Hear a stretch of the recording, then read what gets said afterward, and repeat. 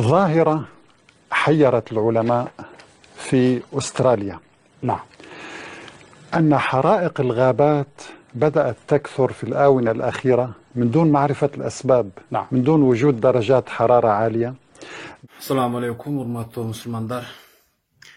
WhatsApp gruppalarda bir video tarqab, köpçülük adamlar surap atat, bu ne de atat, bir Arap süylep atat.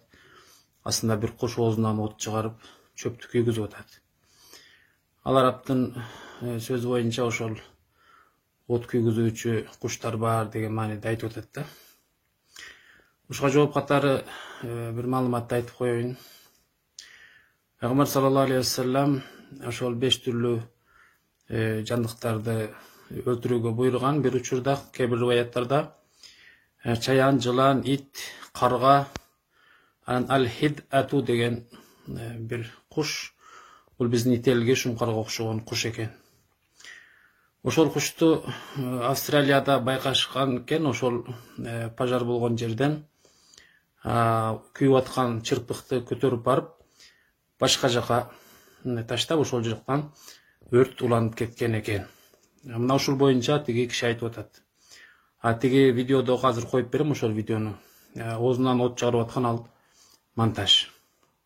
Ал куштун бир жалкоолугу бар экен, өзү чычкандарды, бакаларды, мындай нерселерди, чымшыктарды кармап жегенге жалкоорак окшойт.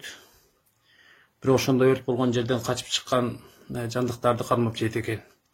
Же чала күйүп калгандарды, кыскасы.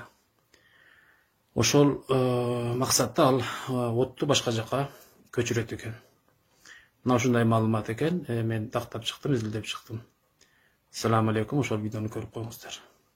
ظاهرة حيرت العلماء في أستراليا. نعم.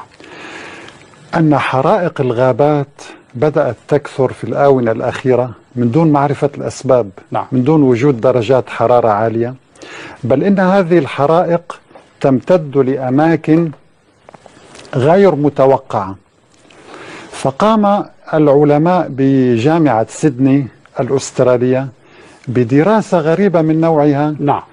واكتشفوا سرا، يعني الحقيقة لأول مرة يعرض، هو في السنة الماضية 2018. سبحان الله. ولكن نبينا صلى الله عليه وسلم حذر منه قبل 14 قرنا. الله الله الله. لذلك إذا أحببت يمكن أن نرى الفيديو لكي نتحدث ونحن نرى نعم سر إشعال الحرائق الذي كشفه العلماء مؤخرا، وسببه طائر فقط. تصور طائر يشعل الحرائق.